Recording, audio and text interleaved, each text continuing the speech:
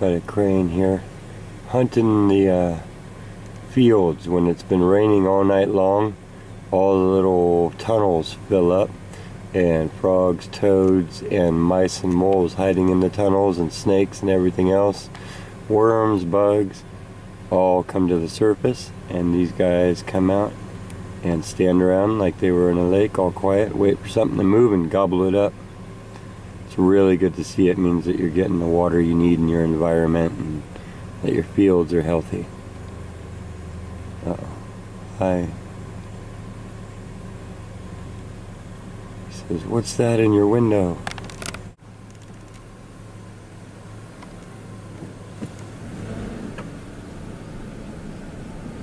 He says, "I will fly somewhere else, buddy."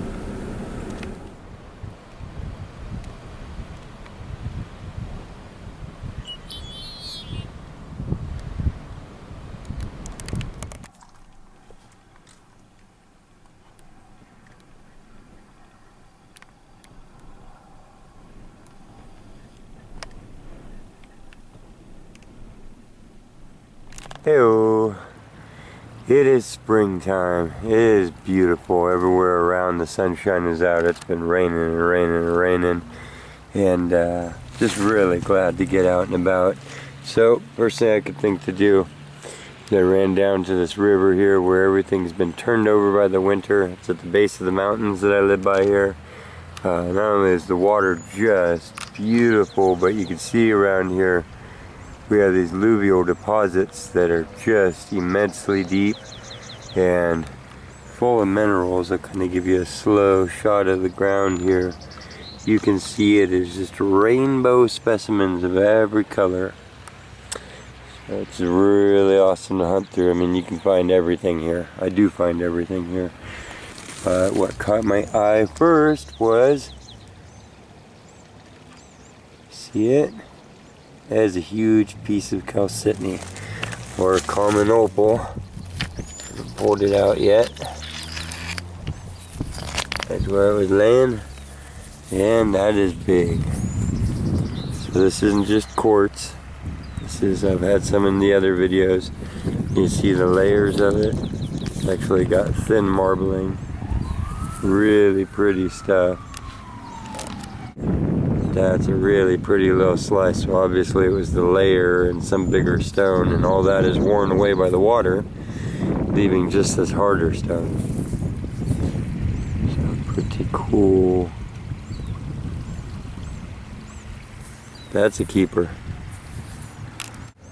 Here by the pond, you can see dragonflies mating. They'll join the rear abdomen of one together with the other, and you can see the actual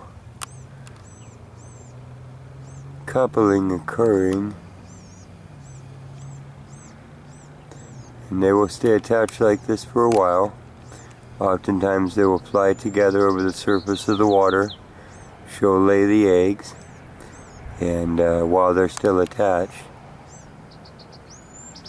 which will then sink to the bottom and become nymphs, which look totally different. And they're kind of like a caterpillar, except underwater, with jaws and long legs. Not very caterpillar-like, but still not their adult form. They don't have any wings. And then they climb up to a rock or something. Those are the dried out shells that you've seen.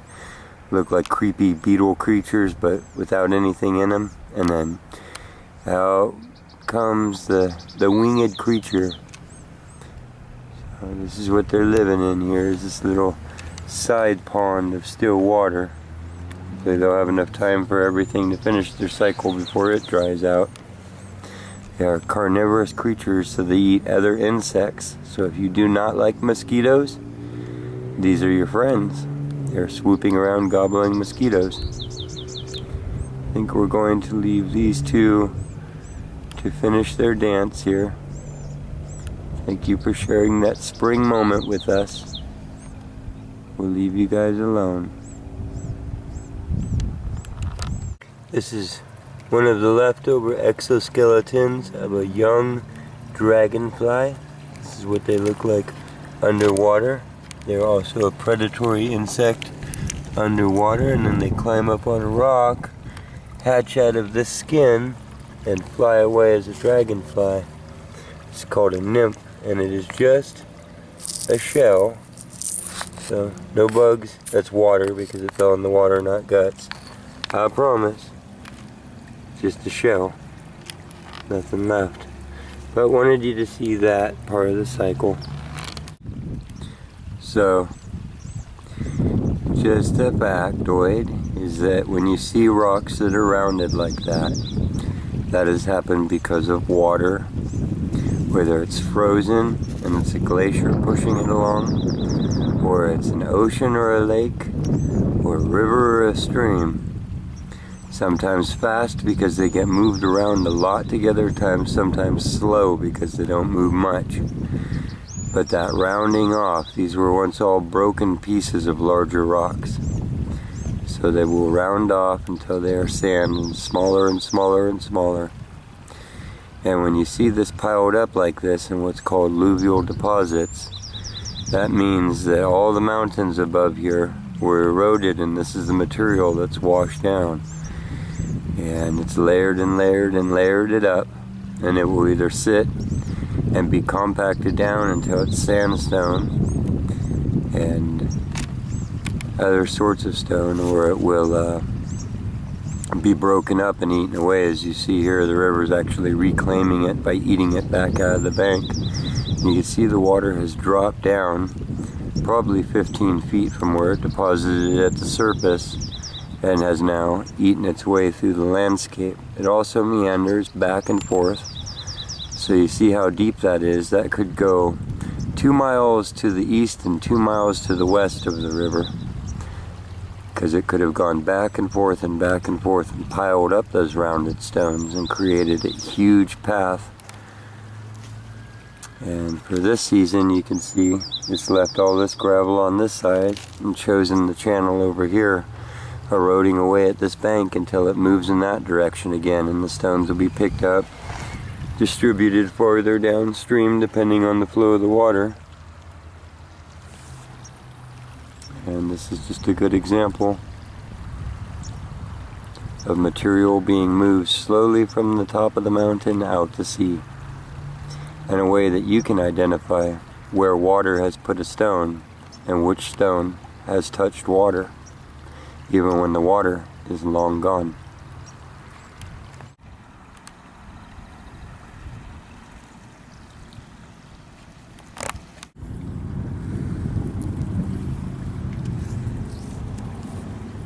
That one's really cool.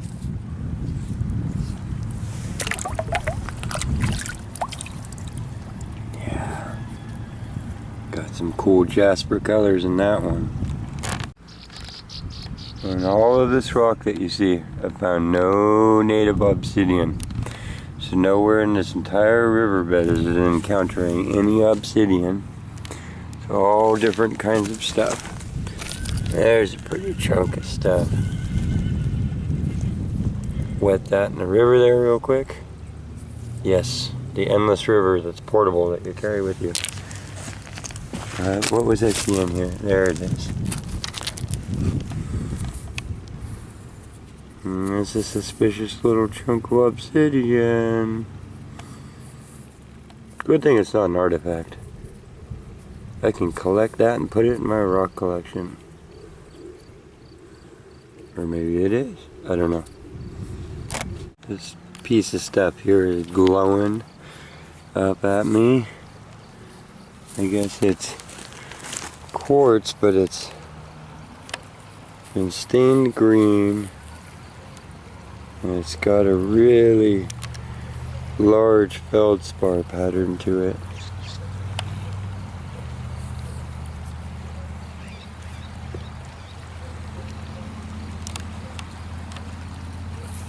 It's just kind of pretty.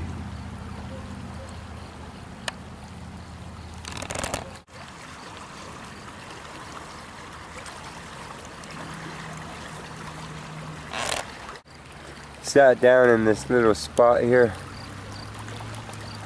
Just really nice. Hidden in the willows, and then I look down And there's a good example of the average size piece that I find. It's another little slice of common opal. These stones look extremely rusty. They're super brittle. Don't know what they are, but just saturated with iron that is literally rusting up with contact with the air.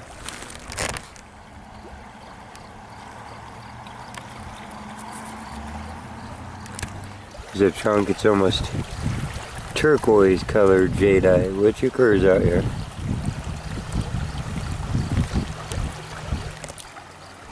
Ooh, look at that one. That's really cool. Wow. That's just beautiful. Some sort of serpentine, but a harder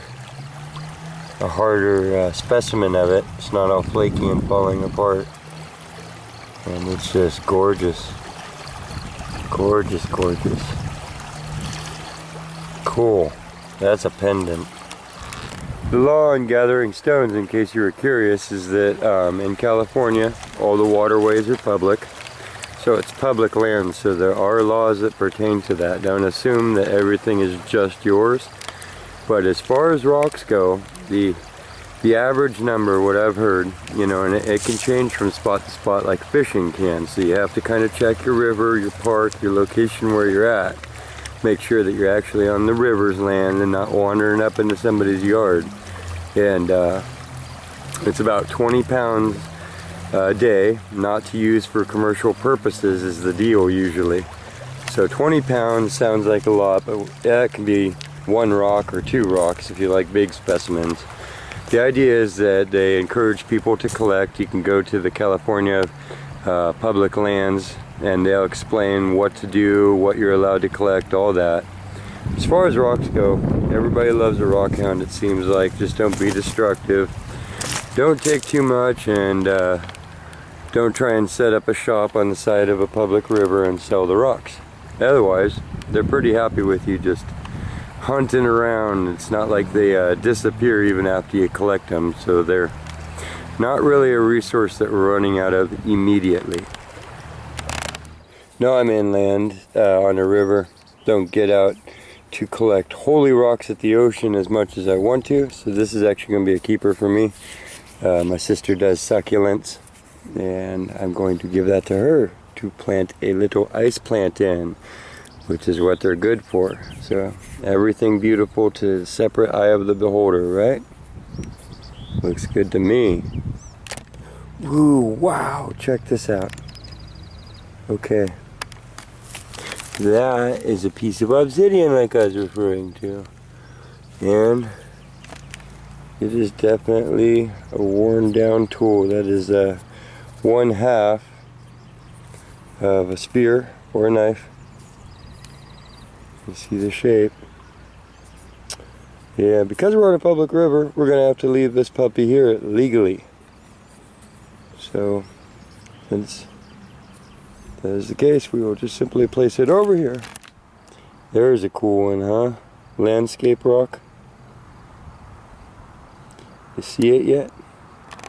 Of course you do. I didn't paint that on there. That's the grain. Maybe it goes like that. No, I'm pretty sure those are hills. Almost like a canyon. Pretty cool. Pretty cool. Everything's pretty cool, Nate. That is pretty cool. Come on. Larger one of those landscape rocks. Bring it out here. Those are really cool. See, each river has its own treasures.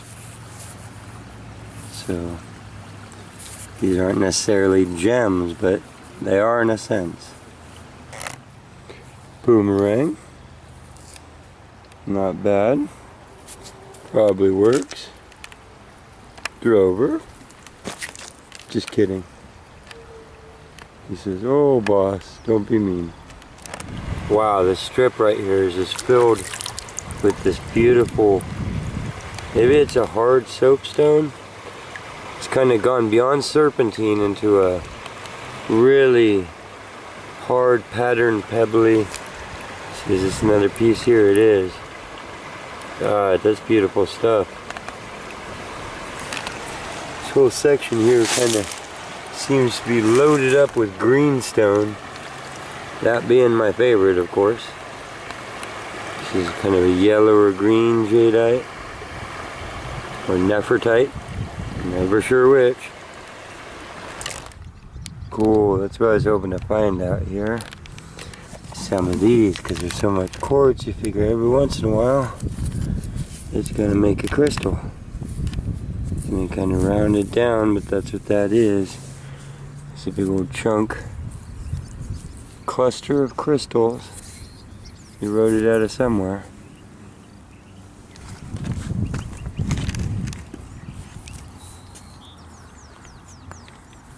Pretty cool. Let's see what's the best light on here. Well, that's fun. I'm happy now. We can go home. Just wanted to wash this thing off down here by the water. Get a better view of it here. Huh? Yep, a whole cluster. You see the backside of it's pretty cool too. It's got almost that same opal thing going on.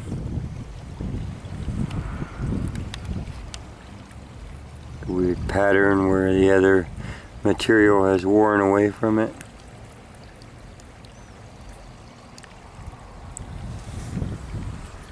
Yeah. I call that one of the best finds for the day.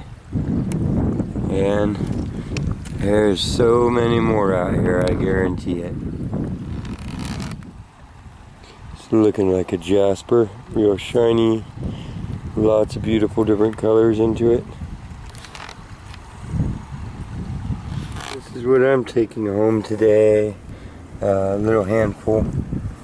These are some of my favorites, I think, are these green ones. They're just really cool. Anyways, got a little collection of them. Or painted rock. That's kind of an angle right now, but these are beautiful when wet, so take them somewhere where the water splashes on them at home.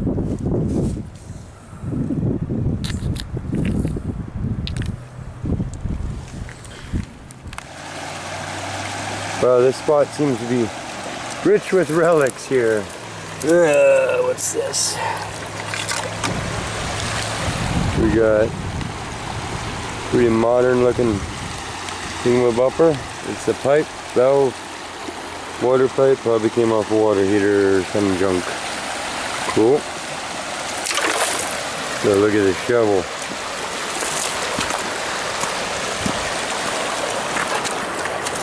Yeah. Now, I don't know if you know anything about shovels, but that one's got a nice sweep to it. So, the better the sweep, the older they are generally, because they aren't worrying about that type of thing anymore, meaning that it's not just straight off the end.